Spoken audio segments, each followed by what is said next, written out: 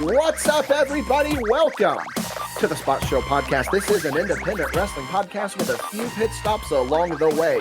I, of course, am one of your hosts, Jim Mint 10 Dickie Wabash, and I come to you with some news.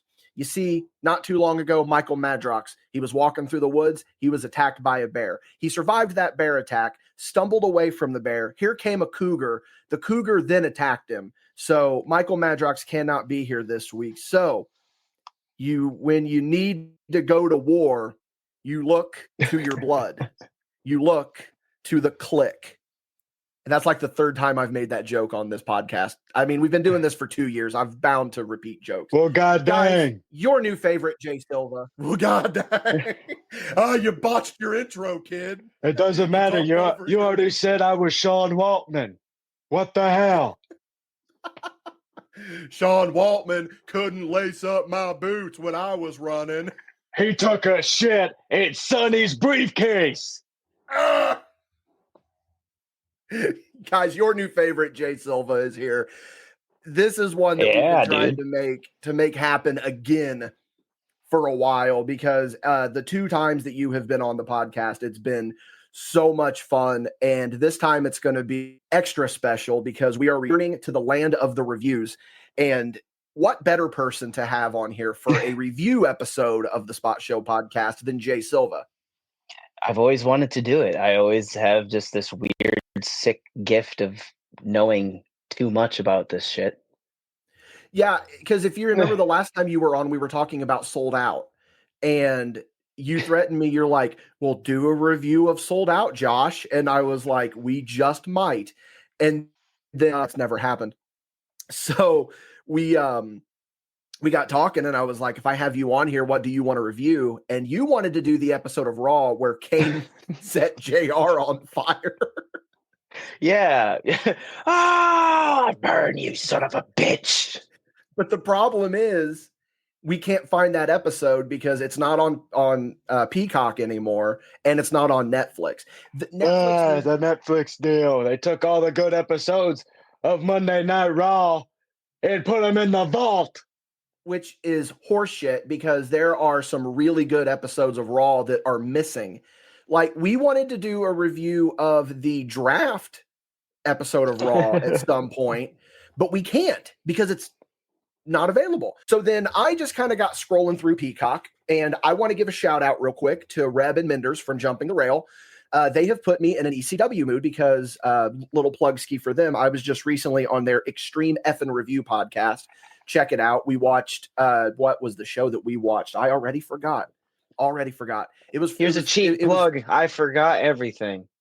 I don't even know who they are, kid. But no, we were on there and we watched Guilty as Charged 2000 is what it was. The one where Mike Awesome just murders Spike Dudley for 10 minutes. And that put me in an ECW mood. And I was like, man, WWECW. That sounds fun. So I'm scrolling through Peacock and I see the thumbnail for the July 11th, 2006 episode of WWECW, ECW on SyFy, and it's Ric Flair. And then I remember Ric Flair versus Big Show for the ECW Championship happened. Why not watch this episode of ECW? So that's exactly what we are doing here today. But before we get into that, just want to remind you that this is, of course, the Spot Show Podcast. Each and every week, Michael Madrox and I, sometimes a guest, get together and we talk about the wacky world of professional wrestling and everything in between. If you like what we're doing here, you can go on over to patreon.com/MadBash Studios. Back us at the $5 and above tier, and you're going to get this show early and ad-free, as well as a bunch of other exclusive content that you cannot beat. There is video on the Patreon that is exclusively on the Patreon of Jay Silva and Dalton Davis backstage at Envision Fair and Square. And it's the only place on the internet to see this video. One of the best things, one of the funniest things that we have on the Patreon. So you can definitely go check that out. So many locked and hidden treasures. One of the big ones Patreon. That's on Patreon, though, is our exclusive post-show paid show. So many locked, and there's about to be a new one because for the first time ever, Jay Silva is going to be able to be on paid show. The last couple of times we've had you on here, scheduling has not worked out where we couldn't get you on paid show. That changes. We are going to get you on paid show after this episode. So that's what I'm looking forward to. Here's the thing, though. That's not the only way that you can support us. You don't have the extra money you can toss our way. I understand that. There are multiple free ways that you can support us. MadBashStudios.com. There you'll find links to the YouTube, the Facebook, all of our social media. Go like, follow, do all of that. And you can, of course, go to your favorite podcasting platform. Leave us a 5-star written review. That's one of the best ways that you can support us for free. We got some dates and upcoming events for you as well. March 8th. We are going to be in the house for Elite Pro Wrestling Wrestleversary. I know Jay Silva is going to be in action that night. Clayton Clark's going to be in action that night. MadBash Wrestling champion Colby Jack is going to be in action that night.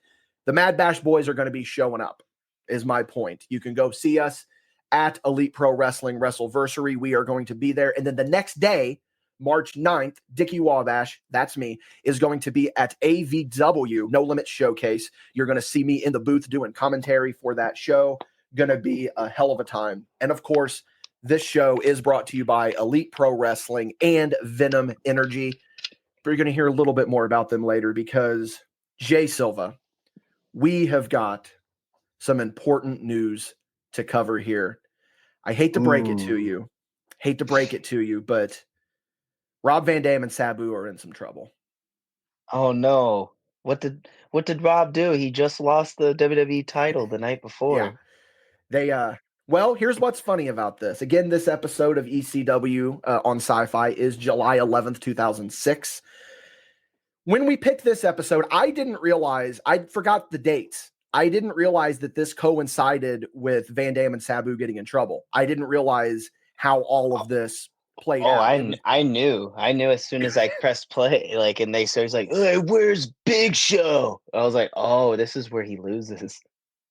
This is the week after he lost. Yeah. As soon as I saw it, yes. As soon as I saw it all playing out, the whimsy that I was hit with of like, oh, this is the RVD getting in trouble era. Because I didn't realize, this is what's crazy. Ric Flair was Big Show's first ECW title defense. Oh, yeah. It was his first title defense, and Ric Flair was ready and raring to go, dude. Yeah, and we're going to get into that, of course, as the show goes on. But, for those of you that are uninitiated and don't know, July 3rd, 2006, at about 10:15 p.m., Rob Van Dam and Sabu were pulled over for speeding. This report, of course, comes from WrestlingInc.com. The article Dinosaur of an article, brother. I had to do some searching here. It says, according to the Irontron Tribute, how do you pronounce Rob Van Dam's his shoot name? Statkowski? Don't. My living room furniture just started floating. Just say Van Dam. Yeah, I'll just say Van Dam in place of Rob Van Dam. They were arrested in Huntington, Virginia, by the way. Huntington, West Virginia, sorry. With all of this. So Van Dam and Sabu were pulled over on US 52 at about 10:50 p.m. for speeding. When troopers approached the vehicle, they smelled marijuana and performed a search of the car, finding 18 grams of marijuana, 5 Vicodin, and other prescription pain pills.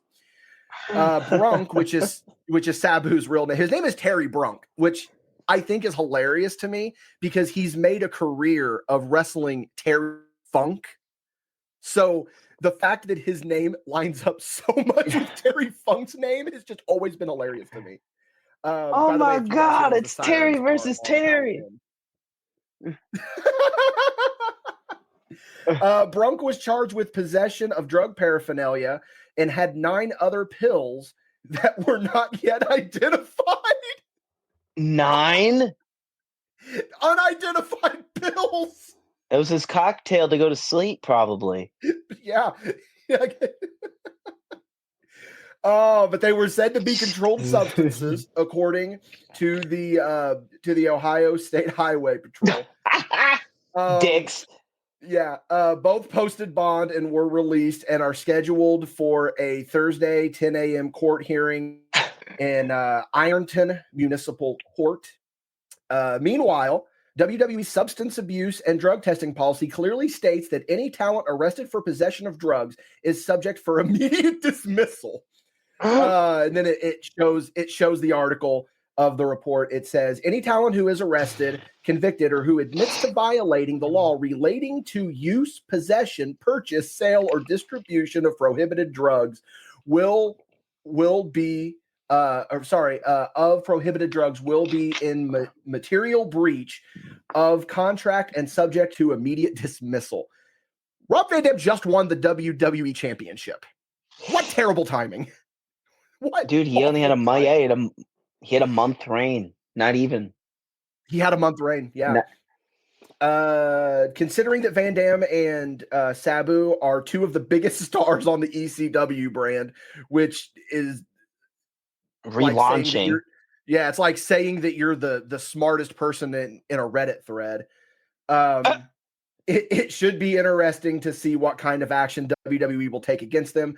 WWE.com reports that Van Dam and Sabu arrived at the Wachovia Center in Philadelphia at, I think I pronounced that right, at 1:30 p.m. today, and immediately went into a meeting with Vice President of Talent Relations, John Laurinaitis. Oh, guys, what are you doing? Well, Rob, I don't know why that you had to smoke all that weed and live the gimmick. Sabu, what the fuck were those pills? I really want to know. There was 9 of them. Oh my God. Following the meeting, Mr. Laurinaitis told WWE.com that Van Dam and Sabu will be eligible to compete tonight on Raw and tomorrow at ECW on SyFy. While an ongoing investigation is being conducted by World Wrestling Entertainment, the two men will be appearing in court Thursday. We already said that. Wow. What terrible timing for Van Dam here. What terrible timing for Van Dam. And here's the thing about this is that this was really, for me personally, this was around the time that, like, I'm not on .com that frequently, and I'm not on these well, I'm sure you were, yeah, because you've said that you were big into that stuff. But like Van Dam shows up on Raw and he drops the belt to Edge, and I'm like, what's going on? That's random. Right. And then you see, and then I think I found out after that is when I found out. So I was like, oh, surely he's probably going to be dropping the ECW title as well. Well, see, I didn't think that. I thought that they were just trying to, as a kid, I thought they were just trying to get the belt back on Raw, and they did it with Edge. But then RVD randomly loses to the Big Show in a screw job finish, and it's like, okay, what happened? Yeah, they didn't really go into crisis control very well with this, did they? Like they stripped up Van Dam. Well, they stripped Van Dam of the belt, and then they waited for Show to beat Sabu at SummerSlam. Yeah. And then after SummerSlam, they were suspended. Yeah, so then here's a WWE.com earlier this week announced it was investigating 5 violations, including drug possession levied against Rob Van Dam and Sabu by the Ohio State Highway Patrol, OH. WWE announced today. WWE announced today that based on the information gathered over the past few days, Van Dam will be suspended without pay for 30 days, and Sabu will be fined $1,000. So Sabu definitely got out. He definitely got they had to make a fucking example of Van Dam, dude. They had to make a fucking example. You get it? Okay, so do you want to do Vince or do you want me to do Johnny Ace? Because I think that we were both going for it at the same time. Well, I can't have someone holding my championship just get off scot-free, damn it, and I'm going to take that belt and suspend you for 30 days. Sabu looks like he could blow up my airplane. I don't want anything to do with him. Find him the lowest amount we can. Damn it. Yeah, so then the rest of this article pretty much just repeats what I just read from WrestlingInc.com. Yeah, dude, they made an example of Van Dam, and what's funny about it and a slap on the wrist to Sabu, but they booked him like shit. On this episode, it's one of the weirdest bookings of Sabu. It's so Doesn't weird. it seem like, no, it seems like he went into business for himself. Yeah, we'll get into that whenever we get. I'm talking about Van Dam and Sabu here because there's little to no mention of much of it on this show. We're going to be getting into the show here in just a second, but it's. I mean, obviously, it was a wellness policy violation, so they took it major serious. You know what I mean? And it's funny because when you look at something like whenever the curtain call happened, Shawn Michaels was the one that got off scot-free because he was the champion at the time. And Triple H was the one that got fucked over. Yeah, because the other two were leaving. He couldn't punish anybody else. But by that logic, you would think that Van Dam would be the one that wouldn't get in that much trouble. But then Sabu was the one that got off scot-free, really. It's just weird how times change. And I mean, granted, well, I wish I knew what these pills were that are unidentified. Well, yeah, but that as well. But I always wondered did Vince give Van Dam the WWE title to jumpstart that ECW? Like that had to be the thing, right? It had to. Because I don't see Vince so now I can see Vince going, yeah. So it's like, oh well, damn it, I did you guys a favor. Well, I'm gonna suspend you without pay. Like he's just gonna be a dick. And Van Dam never saw another world title in WWE. Yeah, Van Dam's booking wasn't the same after this. Yeah, you got to wonder what the plan would have been with Van Dam and like how different the trajectory of WWECW would have been. We'll never know. Had Van Dam not done this. Like, I really do think that, not to overinflate it, because I mean, it was a secondary brand, but like, this is a pretty big what if. Like, what would the brand have, like, would Lashley still have ended up as champion in the Elimination Chamber? Would that December to Dismember pay-per-view been as bad as it turned? Like, what would the trajectory have been? Because, and I see it even in this episode, is that it just feels like Heyman, this is the start of Heyman just giving up. That's what I said too. It just seems like this is the episode that his dream was just snatched from him because he put trust in his guys and his guys fucked up. Like Vince put trust in Paul Heyman's guys. Yeah. Because we know that the final nail in the coffin for Heyman was December to Dismember, but I mean, fuck, this is in July. So, so let's go ahead and dive into the show. Yeah, 5 months of just awful. I mean, because this is when they were bringing in Batista to challenge Big Show, Kane. And the Hammerstein Ballroom. Let's bring Batista versus Big Show. Actively changing or chanting. You both suck. Channel. You both suck. Change the channel. Oh shit! So okay, Silva. Let's jump into the episode now. The tribe of extreme has risen again. Nothing wrong with me. Oh, sorry. Oh yeah, let's get into the show. Let the bodies hit the floor. Let the bodies hit the floor. Yeah. I like that song. The tribe of extreme. God damn, pal. God damn it. Jericho said, let the that drowning pool. Yeah. All right. So again, this is July 11th, 2006 edition of ECW on SyFy. This is only like the 5th episode of them on SyFy. So the show opens with like flashbacks of it starts with Van Dam. He's like talking to Heyman, and this is the night after that he dropped the belt to Edge. So now he's just walking around with the ECW championship. He's like, he tells Heyman, he's like, I'm not the ECW champion if I can't beat Big Show. So then it shows Van Dam facing off with Big Show in the locker room, and Van Dam goes, "You challenging me for the title tonight?" And Big Show goes, "That's exactly what I'm doing." And Van Dam goes, "I like that." And it just paintbrushes him. Yeah, he slaps the piss out of Big Show. Yeah, why is it everyone's always got to slap Show? Everyone's always slapping the Big Show because he's just such a gentle giant. It's always Big Show, man. Always Big Show.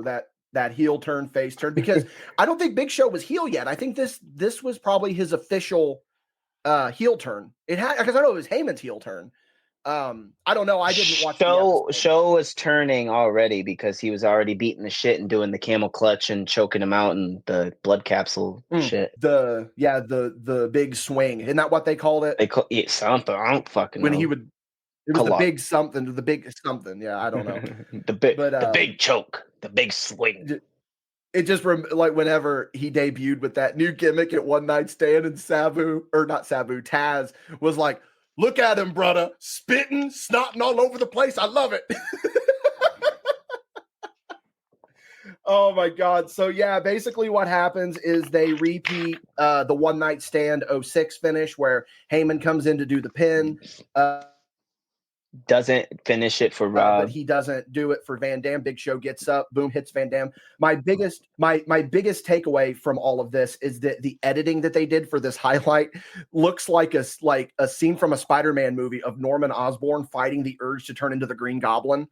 And if you have to see this to fully understand what I mean by that, but when you guys see this, you would know exactly what I mean when I say that. And the other big takeaway that I had from this is just you forget how fucking small that belt looked with Big Show. Yeah, the belt was already small. It already looked like a replica, and then Big Show holds it up and it looks like a toy. Prestigious. It looks like me wrestling with my stuffed animals with my foam belt. Like holding it up. Yeah. So then we go into the show is now starting. Heyman is coming to the ring with his security guards. Random. He gets in the ring and he says, last week, he made sure that RVD lost the ECW World Championship. He says, please don't blame me for his downfall. You need to blame yourselves. You are the reason that Rob Van Dam isn't champion, and they are the reason that he had to suspend Rob Van Dam for 30 days. Now, I'm assuming that he is assuming that this entire crowd is RVD's drug dealers or something, because it's like, it seems like we're the marijuana and the 9 pills that Sabu had that we don't know what they were. By the way, here's a quick little sidebar that I want to take with this, because the timing of this is very apropos, because that news story just came out from Meechin about how apparently WWE doesn't ding you for. Yeah, this is funny. It was funny timing because we picked this episode, and then a few days later is when she said it was on their unbanned list. So yeah, RVD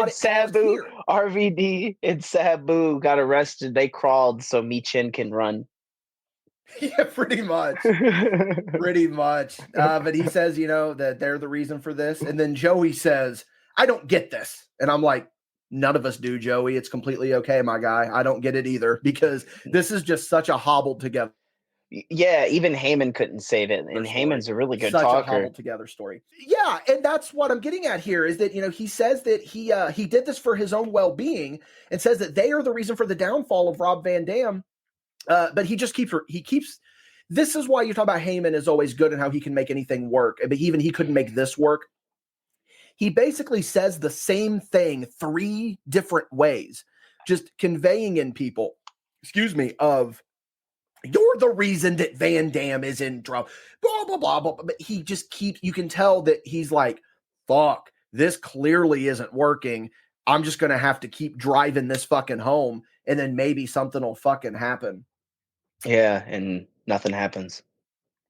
And he's pretty much gaslighting the crowd is what his whole character is. Yeah, no. Yeah, this ponytail. Can we mention his nice ponytail? He then says that, yes, this is Ponytail Heyman. Heyman then says one of the most off-the-wall fucking things I have ever heard in my life. He says that just because there's no stigmata on his hands doesn't mean that he is not a savior. He's comparing himself to Jesus. What else can you do right now? I'm Jesus. There's some other stuff that he pretty much says in there, but like I said, Heyman was really repeating himself a lot during this promo, so it's just reiterating the same points. He ends the promo by saying that as your Messiah, I promise I will lead ECW to the promised land. Yeah. Big Show. Show.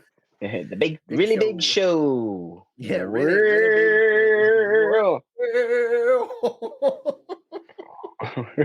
It's the big show. Well,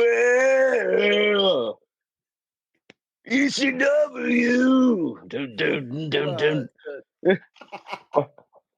Well, I screwed Van Dam. Wow. He's smoking weed and Sabu has 9 pills. Dun, dun, dun, dun. I just came up with a new game show. King's Dead or Big Show's theme. The start of King's Dead. Well, miss me with that Big Show. Miss me with that big. Van Dam took it to the highway and he freaked it. La-dee-da-dee-da. What are all those pills? Pass me the shirt. Fuck me in the car. La-dee-da-dee-da. Da-dee-da-dee-da. Pot in the car. Jesus Christ.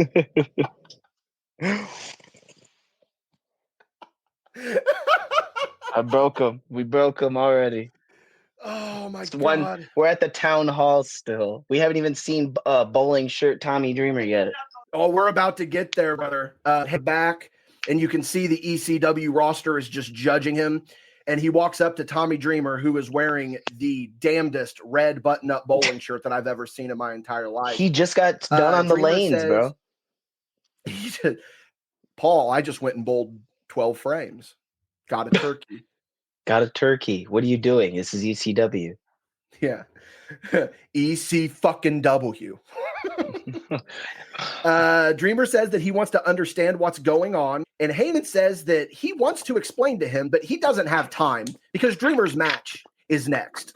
So then Dreamer's just like, damn, what's going on here? This isn't great. So then we cut the break, cut back, and Tommy Dreamer in his finest Tony Soprano cosplay is in the ring.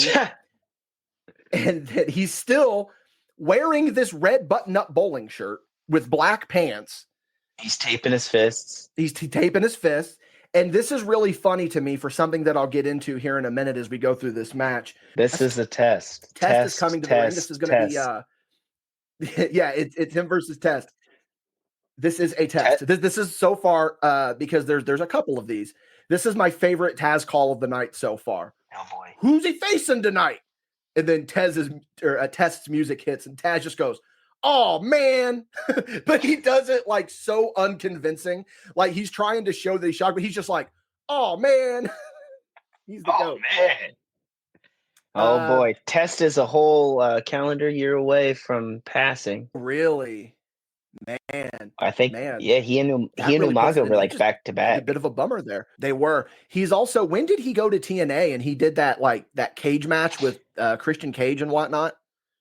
It was like Abyss was in it. Do you remember this at all? No, I'm the WWE Mark. You'd have to call in Parker for that one. I don't even know if he would know because he doesn't really know that era of TNA very well. Oh, 2006 TNA when they were really trying to be something. He doesn't really know it. That might have been 07 though. Because I think Test was, don't quote me on this, anyone, and someone could probably fact check me.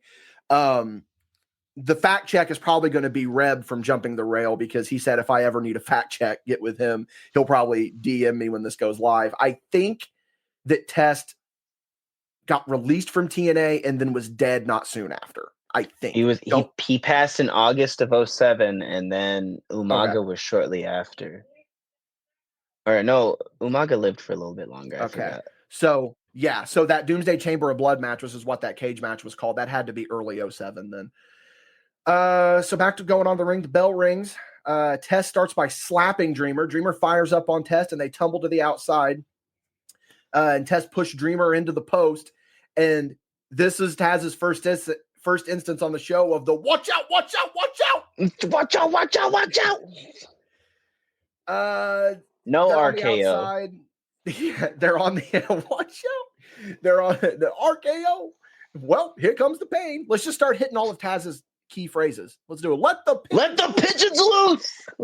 Exactly. At one point, they're on the outside.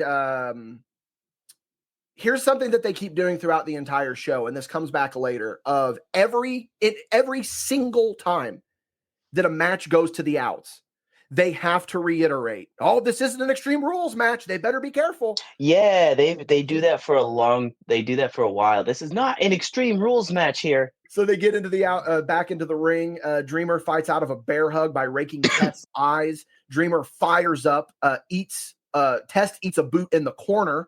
And then Dreamer hits a couple neck breakers and then rips his shirt off to reveal an ECW shirt. Why wasn't that the start? Maybe I shouldn't ruin my nice bowling shirt. Dreamer, this is my point, that this is it's all yells his catchphrase. His catchphrase is coming up. He was already in his gear, basically. The only thing that didn't make this Dreamer's gear was the red bowling shirt. He was wearing the ECW shirt underneath it with the black pants, and I'm pretty sure that he had his wrestling boots on. I think he did too. Yeah, I think the motherfucker. I mean, what the fuck?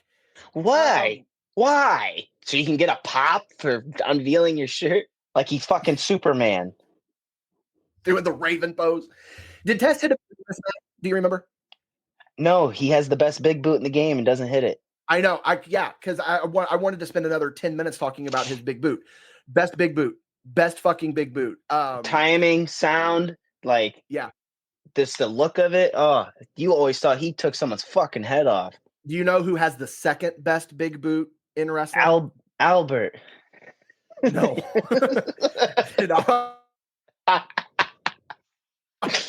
I was going to go with a real What about answer. Matt Morgan? Matt Morgan. Mike Morgan. Whatever his name is. The governor of Michigan, Matt Morgan. Wait, that's Rhino.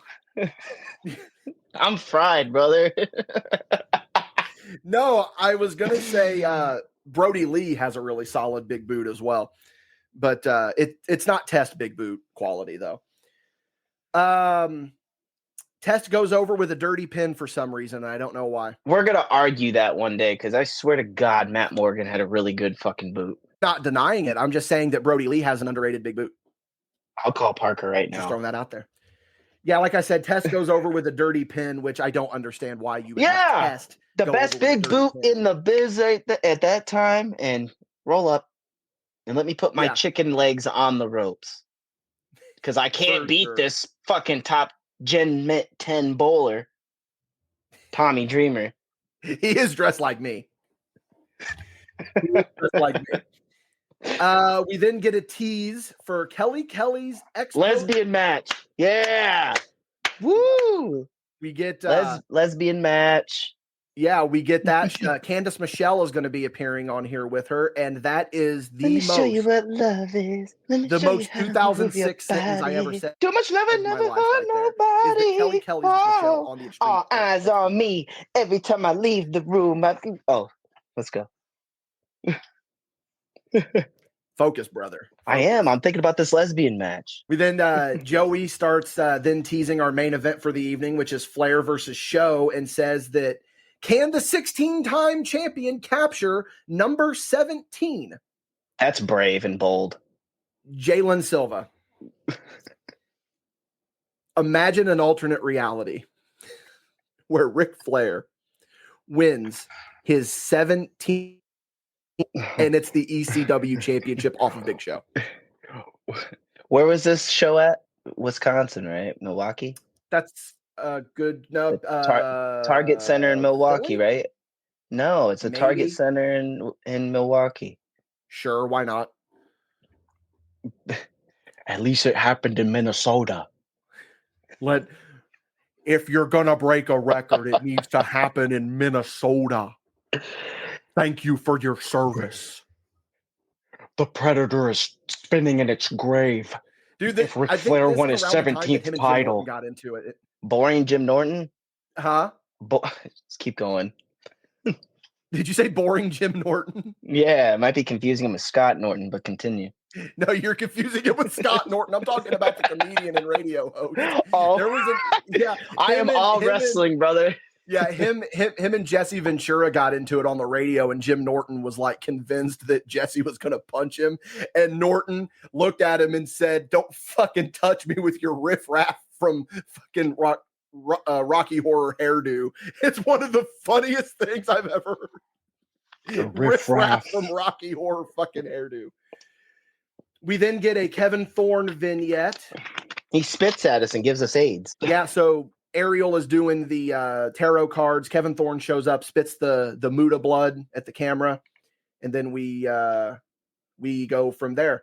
And we're about to get into the expose, but I already knew. Go ahead. I was gonna say I was gonna talk about the lesbian match. Okay, well, now that you said that, I definitely want to give a little bit more of a buffer before we go into the ad reads. So sorry, I'm ruining it. I'm mentally back in 2006. No one take me seriously. For the love of God, you're soft if you do. I was, dude. I was still at this point in 06.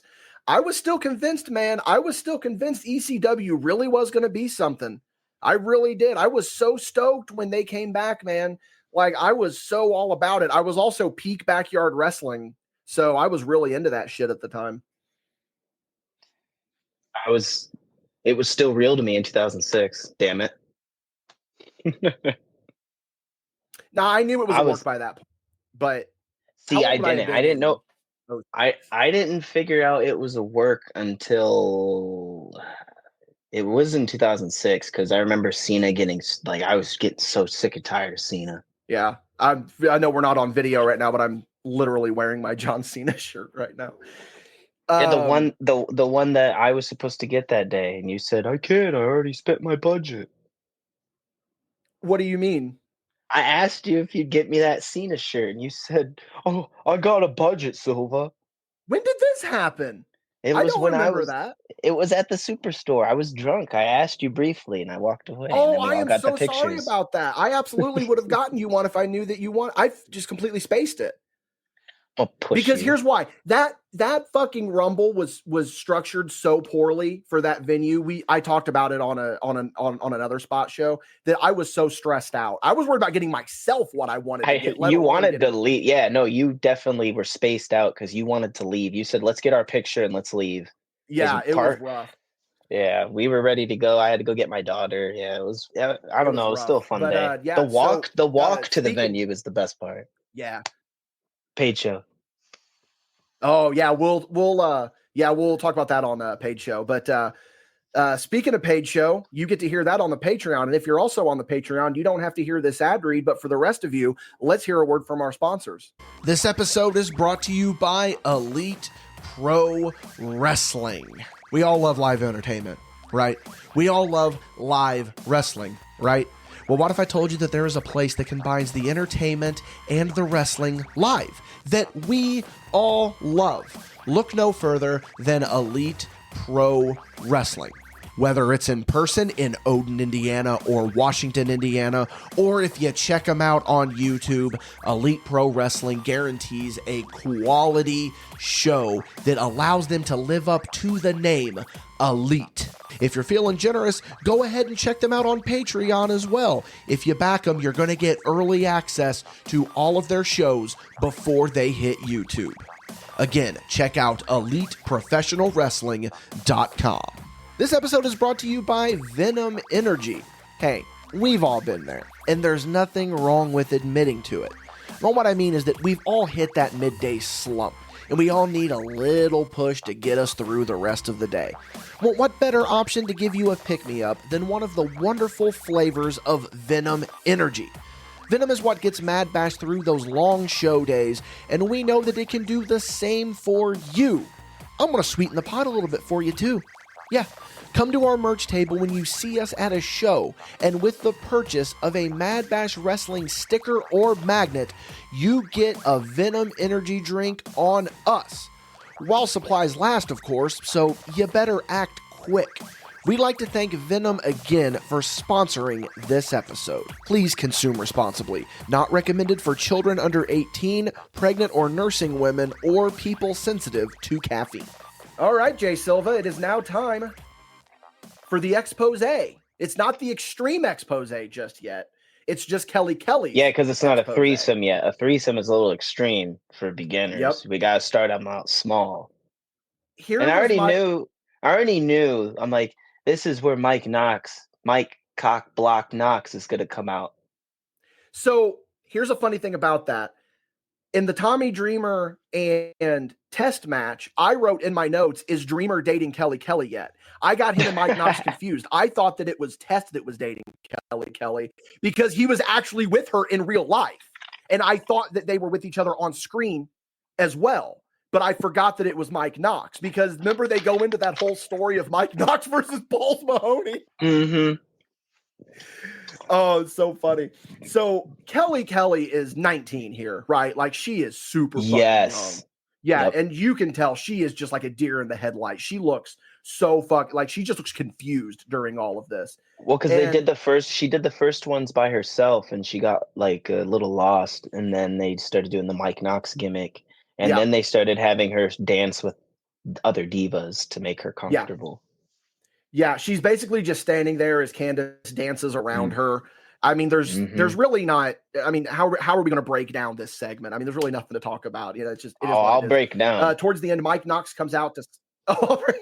Well, there's something to break down coming up here. Mike Knox comes out, throws the towel over Kelly. Then Candice Michelle's just like, okay, I guess I'm going to leave. So then she just disappears. Yeah, leaves. Here he comes. Here comes Sandman to save the day. Hell yeah, dude. He points the cane at Knox. You ruined my masturbating party. Dun dun dun dun dun dun dun dun dun dun dun. Then he's pissed because he got. Where is he at, Joey? Dun, dun, dun. Dude, do you remember when Conrad Thompson? This had to be a work. This had to be a work because there's no way Conrad Thompson really believed this. When him and Bruce Pritchard got into a legitimate argument because Conrad Thompson was like, now, Bruce, I think that you should have spent the money to get Enter Sandman by Metallica. I think that would have saved Sandman. No. Look, Sandman, no irony, is in my top 5 favorite wrestlers of all time. But I'm also aware of what he is. Okay. You don't license Enter Sandman for a mid-card wrestler. As much as I would have loved to have seen it. It ain't happening, pal. Did I just break you with saying that Sandman's one of my favorites? Yes, you did. You have a Sandman story, don't you? Yeah. I met him like my first booking. It was for Heroes and Legends in Fort Wayne, Indiana. Jason Maples runs it. Shouts out to him. My first show, I'm meeting all these legends out of nowhere. I met Bob Orton. He was lost in the venue. And then Sandman comes in with his cane and all and goes, "Hey, where the fuck's the pisser?" We're like, "It's over there." So everybody goes, "Oh, thanks." Yeah, it was just me and a two other group of guys. And That's he was funny. Just like, "Hey, where's the pisser at?" All in full gimmick. He was just wearing a leather jacket. Oh, that's chilly that day. And I was like, holy shit, that was the Sandman. What the fuck? Oh, so Mike Knox goes to run away from Sandman, ends up on the expose stage. Sandman hits him with the cane, and Knox takes the bump through the stage. And this is the Joey lets out his "oh my god" for the evening on the least "oh my god" moment ever, because that bump looked so safe. The most "oh my god" moment is later when we see a live murder. Oh yes, that main event, brother. All right, so that's the end of that segment. Back from break, we get a cringe CM Punk vignette. Shut the fuck up. Like, the way hindsight doesn't matter. Hindsight doesn't matter. The way he delivered it. I don't drink. I don't smoke. I don't do drugs. My addiction is wrestling. Is competition. Muay Thai, karate, Kempo, kickboxing. Dude, he was perfect. Yeah. I loved CM Punk the minute he came out, bro. Yeah, but the problem is we can't do hindsight with this. But growing up, bro, that was still so cool to me. Dude, CM Punk was the reason I found out what straight edge was. Like, he's not the reason I'm straight edge, but like I found out what straight edge. No, truly, CM Punk is objection. Listen, let me illustrate a point here. CM Go ahead, Punk, paint me a beautiful picture so I can destroy it. Yeah, CM Punk is not the reason that I'm straight edge. He's the reason that I know what straight edge means. Okay, at least you can swallow that pill. There you go. Yeah. CM Punk hater over here. So wear your John Cena shirt. So we're back from break now, and we have the only true ECW match that is on this card so far. It's Sabu versus Just Incredible. Sabu, who is a little bit lighter in his wallet because he just got fined for those pills.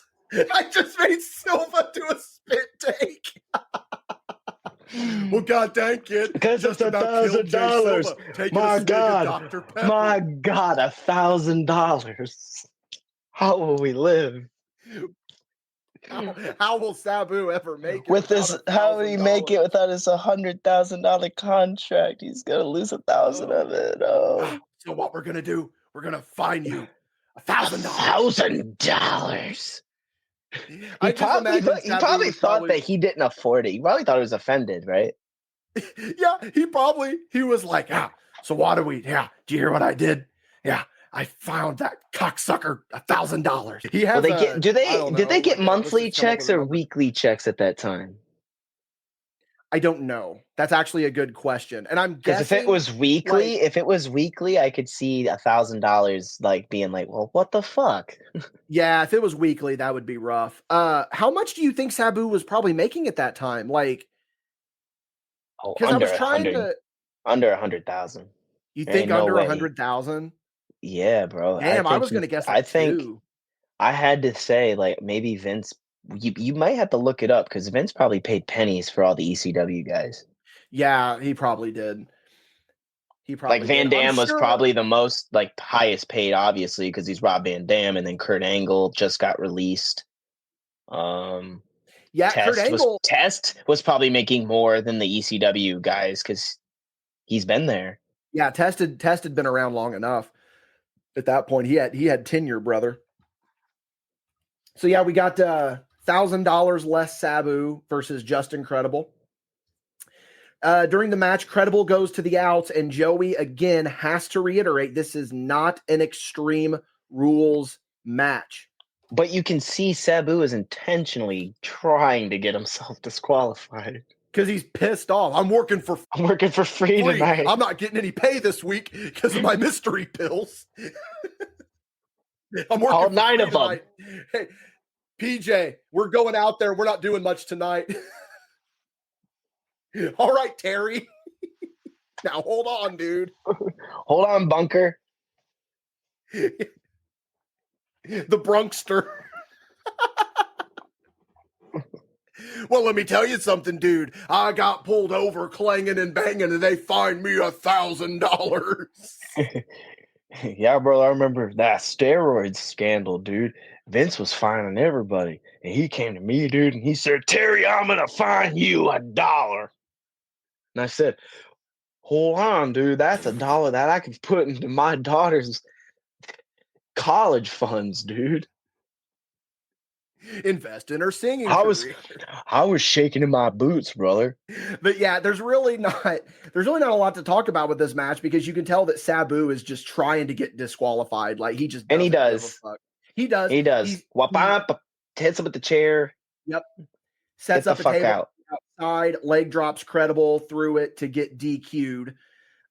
This is one of the funniest plugs for a Saturday night's main event I have ever heard in my entire life.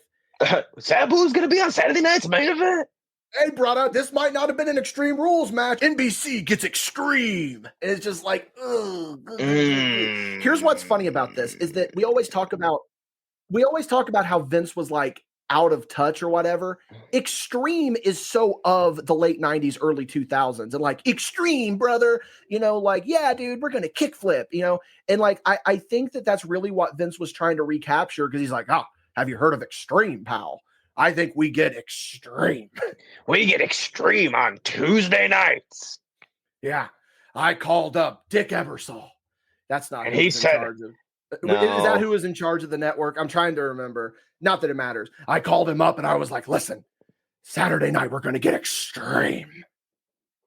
Okay, Vince, I don't even work at NBC anymore. Stop calling me. yeah, and I'm going to shit on Kelly.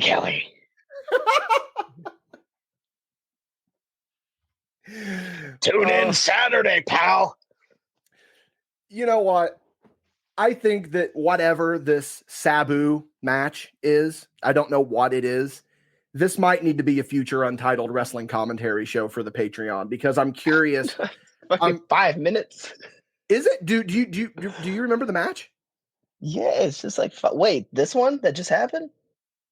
Who was You it? watched? Just Incredible and Sabu? No, I'm talking about the one on Saturday night on Oh, I think it's the one Show. that they're plugging for. I think it's Show. Really? I don't know. Don't you got Google in Okay. front of you? Google it. I do. Hang on. Let me do a quick Googski here real quick. July Sabu. 2006. Saturday. That's Sabai. Not Sabu. Sabu. Saturday night main event. Stevie Richards. It was him and Stevie Richards. Oh God. Yeah. I love Stevie though. Let me find let's argue. He started the whole YouTube genre, not Maven. Yeah. Yeah, I agree with you. Oh, fuck. Hang on. What? I may have just made a discovery here. I think I know why they didn't suspend Sabu. Why? This Saturday night's main event was pre-taped. Oh, and it wouldn't make sense. In May. Or no, wait a minute. It couldn't have been in May because he wasn't. No, hang on, wrong one. Yeah, this is Wrong July. one. You're thinking of. What one would this have been? Oh, I'm way off. I'm way off. If it's Tuesday, Tuesday, if sorry, my fault completely. Yeah. Okay. So Sabu defeated Stevie Richards in an Extreme Rules match. Guess the time. 3:57. 2:02. Damn. NBC got extreme for 2 minutes. 2 minutes of extreme action, pal. You guys can get extreme, but we only need like 120 seconds. It's all you got, Vinny. Sabu can make it work. He's got 9 pills. So yeah, we now go to a Balls Mahoney vignette, which has my favorite and this sounds line of all time. so just Vince probably loved this man just by his name. I love that name. Balls. He says some people may look at that name and laugh. Yeah, but I like it.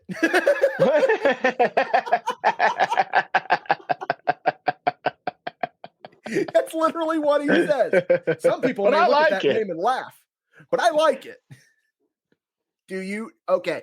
Knowing Vince's affection for dropping last names, do you think that there was a conversation had? I think we just call him Balls.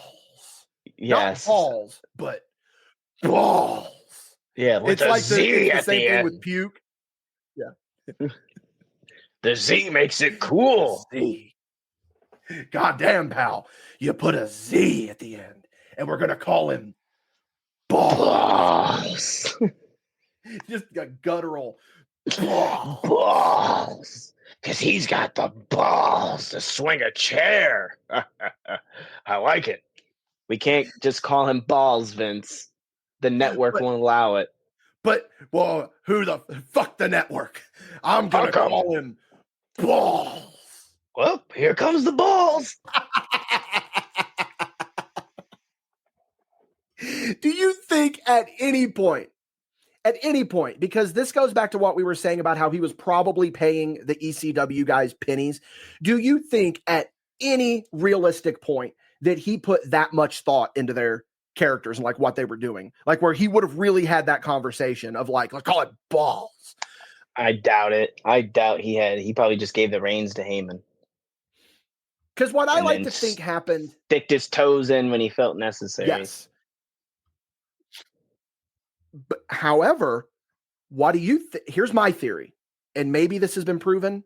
I don't know. Maybe the reins were given to Heyman, but then Van Dam and Sabu did what they did. And then maybe Vince had to step in. It. Maybe that could be it, because this show screams of just Vince's booking.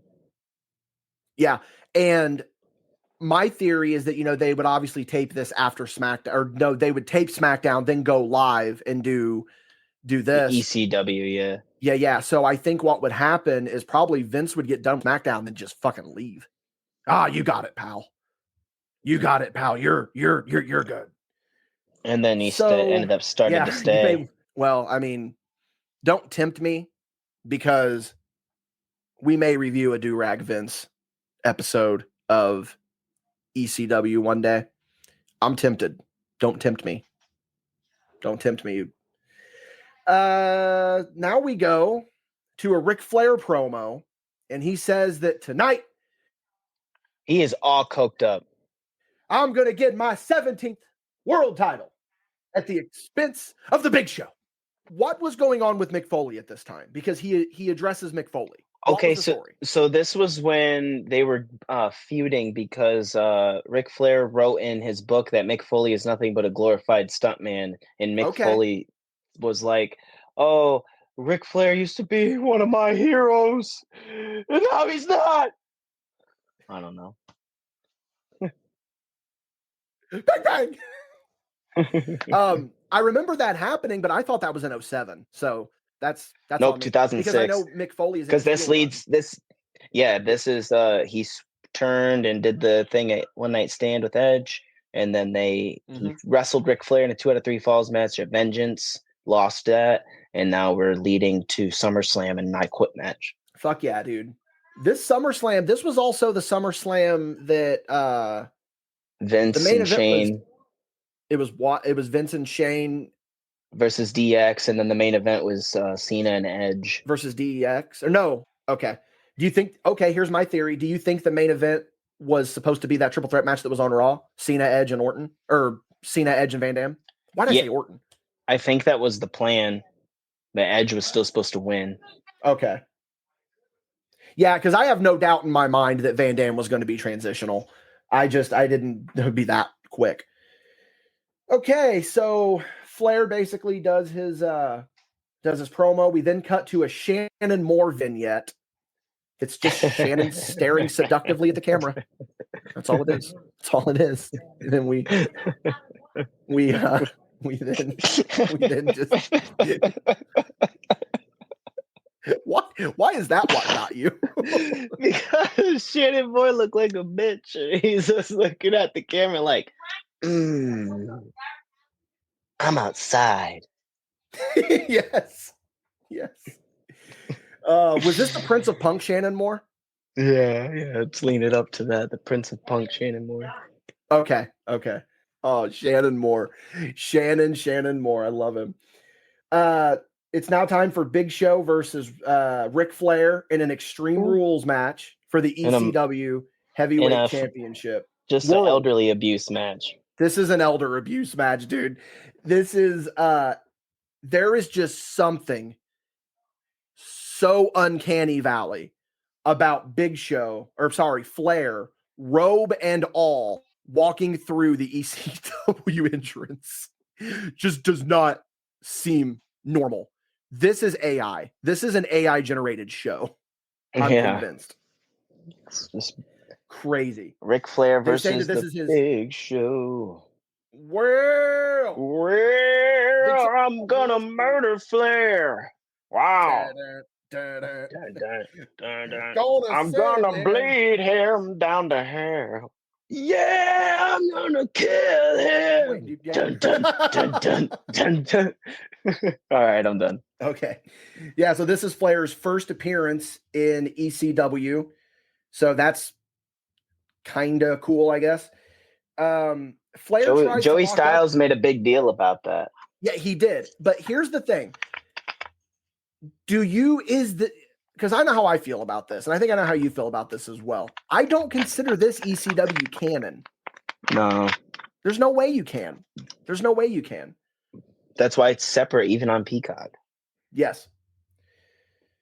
Big Show and Flair starts off. Flair goes to lock up with Big Show, and then Show overpowers him. Show works him into the corner a bit, and then Flair powders, and we cut to break. That's pretty much the opening of the match, is just Big Show overpowering Flair, and boy, does it not get much better from there, guys. Nope, but let's keep going because this match gets weird. There's some weird in this match. We come back from break, and Big Show is just headbutting Flair. And Flair gigs off of this, so he's just a mess. Bloody Ric Flair, which I think that what he probably, knowing Flair, he wanted to do it a lot sooner, but the ref said, like, nah, Nate, we're at break. Well, God damn it, when are we back? Because I got a gig. I got a gig. Yeah. It's poking my fingers, and I don't like it. I got to get back to the Marriott tonight. Yeah. You can't see, but Silva just started fucking gigging himself. There's a real possibility that if we ever get Dalton on here in prime form, we could convince him to gig live on the podcast. No, Jesus. He wants to do paid show with me. I lost my notes. He does. Well, he lost his notes. Wow. I'm back here. Yeah, I just made the note because this is where I was going. Is that I'm surprised that it took that long for Flair to gig because we're back from break. I'm surprised he didn't gig pre-break. Like, knowing like how this match goes, I'm surprised that lock up push off Flair didn't get up bloody. Show sends Flair to the outs, and then Flair goes under the ring and gets a trash can of gimmicks.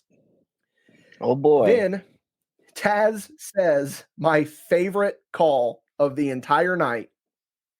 And this is also my Dickie Wabash ass call of the night. It probably will be. He says, that behemoth in hot pursuit. Well, not in hot pursuit, but he's coming after him. Oh, dude, Taz. Flair is just so fucking bloody. Like the amount of blood coming out of Flair in this match goes crazy. Like, this is nuts. Like, on a Flair, Tuesday night against the Big Show. On a Tuesday night at 11:15, probably fucking 300,000 That's the people. Start of this day, bro. Probably 300,000 people watching this match, if that. I don't know what numbers this did, but dude, they are not. There is no way that they are getting good numbers that warrant this match right now. So Flair, yeah. This is really funny to me. Flair starts his comeback with a low blow. Oh yeah, two of them. Then he does another one. Big Show pushes Flair off, kicks him in the dick. He just keeps fucking kicking him in the nuts. And then Big Show finally goes down. Flair goes back outside, throws the gimmicks back into the ring. And then this is a crazy visual. A bloodied Ric Flair. This man is in his 60s at this point. No, has to be. A bloodied Ric Flair on a Tuesday night. ECW on SyFy, standing, holding a fucking barbed wire bat. And that's not even the peak yet. How? That's not even the craziest part of this fucking match. So then he goes, he rakes it, he hits Big Show with it. I think he hits him in the gut with it, if I remember right. And then Big Show goes down, and then Flair's holding it to his head. And Big Show is not even trying to hide the fact that he's gigging. While his fucking bat is on his forehead. Not even as he's running the fucking blade across his forehead. Well, I'm exposing the business. Well, gigging on camera. I hit him with the barbed wire and he gigged it. Jesus Christ, dude. Miss me with that kayfabe. Yeah. See me on them Tuesdays. Gigging on the hard cam.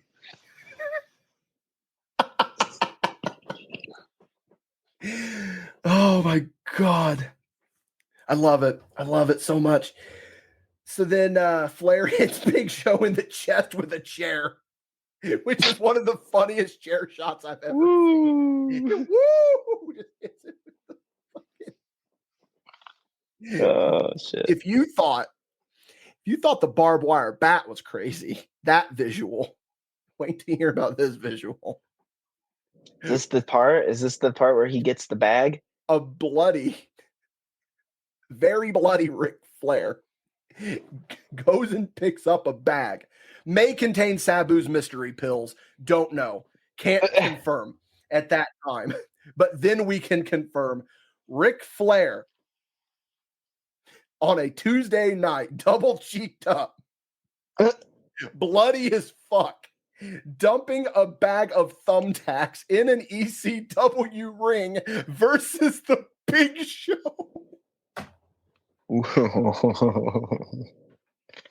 Why? Oh, Rick. So, and Flair scatters these motherfuckers all over the ring. There is no get that visual in this fucking ring. He's that visual.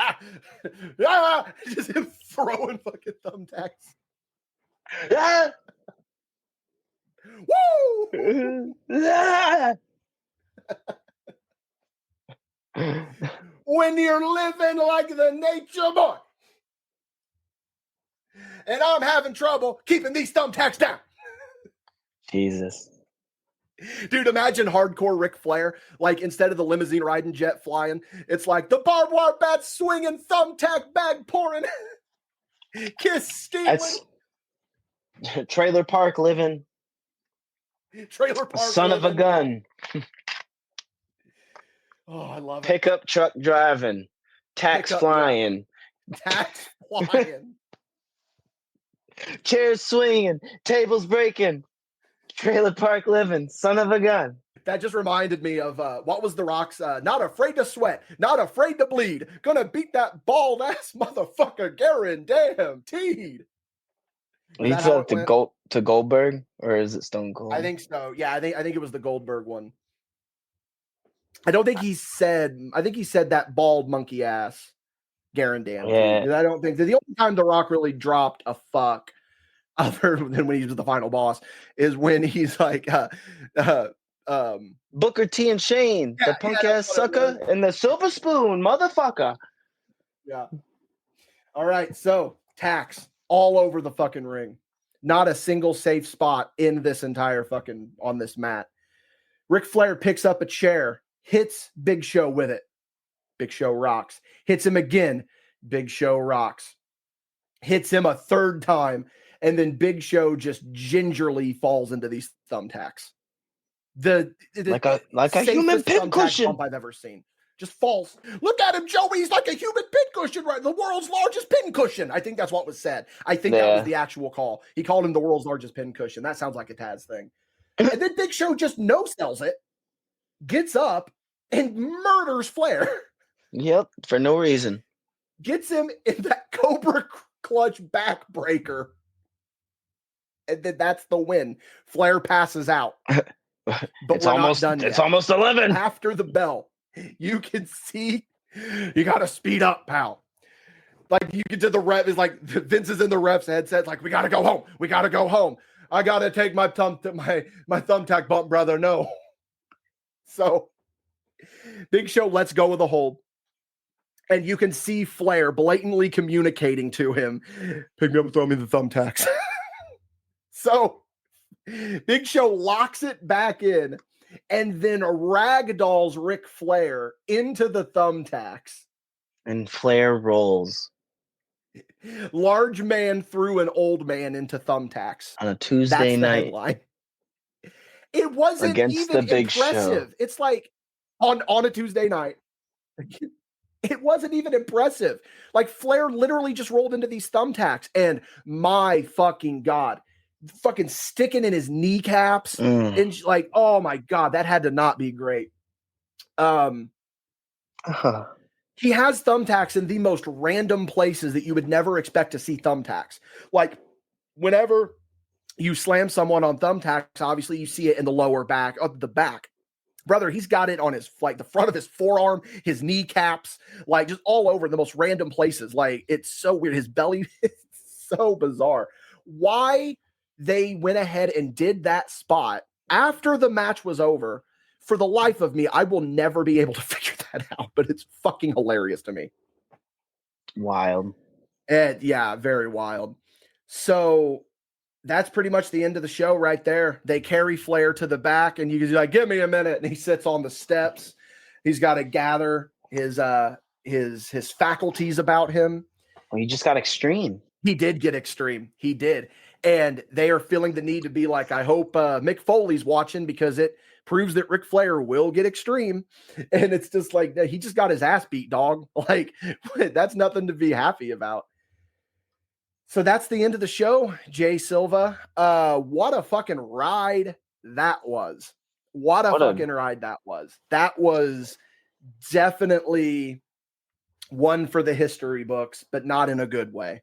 Give me some of your final thoughts on this show. Give me what you think your -7 of the night was, what you think match of the night was, and then give me an overall rating. Well, match of the night would have to be the Flair show match, just I guess for the star power. Again, seeing Ric Flair just get murdered on a Tuesday night. And it's the only real match on the card.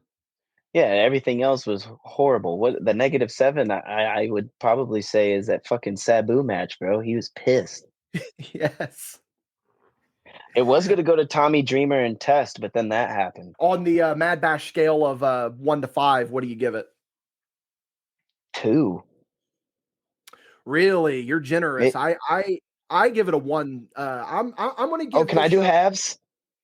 Yeah. Well, I'm going to tell you, I'm giving this show a 1.6 is what I'm giving it, because it's a little bit better than 1.5, but it's not really a 2. So I'm giving the show a 1.6 is what I'm giving it. I wouldn't watch it again. There ain't nothing worth going back to. I wouldn't. No, there really isn't. Unless you just want to go laugh, like, because there actually are some objectively funny moments on that, like Sabu just being pissed off, and just you can tell that he's upset because he just lost $1,000. He just lost $1,000, so he's not happy. He worked for free that night. And then he did. He worked for free that night. You're going to go out there and you're going to work for free. God damn it. I think that the table spot was supposed to happen because they're setting up for an Extreme Rules match. Obviously, they wanted to show an extreme thing happening, so they had that happen. But I also do agree with you that Sabu was pissed off and he just didn't want to be there. He did not want to be there to save his fucking life, dude. He was miserable. My match of the night, I agree with you. I mean, the only one that you can really give it to is Flair and Show. That's it. -7 of the night. I'm honestly, this is with the ability of hindsight, and like, I understand it's of the time. I got to give it to the expose, because it's like, what was the point of that segment even to begin with? Like, we didn't need it. It just, I think honestly, a lot of it was just to get Mike Knox over as a big heel, but Show Sandman's still here. Show Sandman is misuse of the Sandman. I give the show a 1.6. Silva gives it a 2. Not a good night at the office. This is not the worst show that we've reviewed on Spot Show, but because I think the worst show that we ever reviewed was Halloween Havoc 2000 was a rough one, but that was also 3 fucking hours. This at least was less than an hour. Dude, if you've not seen Halloween Havoc 2000, don't do it. It's god awful. God fucking awful. So, all right, Jay Silva, that is going to do it for this edition of the Spot Show podcast. Thanks for joining him. You're not going to say anything. You're just going to say, we're here.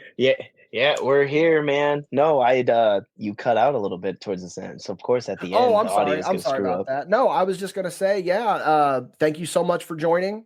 This was a lot of fun. Oh, I liked it. No, we'll review more stuff because I definitely want to have you back this on garbage. Review. Yeah, we're definitely going to have you back on and review, and I'm going to put a disclaimer at the top of this, but I'm also going to leave it here at the beginning. Sorry if the sound quality is like not what you're used to here. With we've this is our first remote recording of Spot Show podcast, and we're very ill equipped to do it. So no research was done. Well, I mean, there's really no research that needs to be done, but there was a few things that I could have done better on my end to make it a little bit better. Yeah, we'll definitely be doing this again. We'll have you back on for something. I don't know what. Jay Silva, where can all of the lovely, lovely MadBash Spot Show podcast fans find you on social media? On Facebook, you can find me at Jay Silva. It's the skinny one, not none of the fat ones anymore. You can also follow me on the TikTok, YNF_Silva. And you can see me dance or have commentary for all the Royal Rumble entrants. Your Royal Rumble entrance, when it was the Women's Rumble, whenever Julia came out and you go, color me surprised, is my favorite. Probably my favorite one. That one really broke me. That one really broke me. You just go, well, color me surprised. It's just really struck me as funny. I was genuinely shocked. So, all right, guys.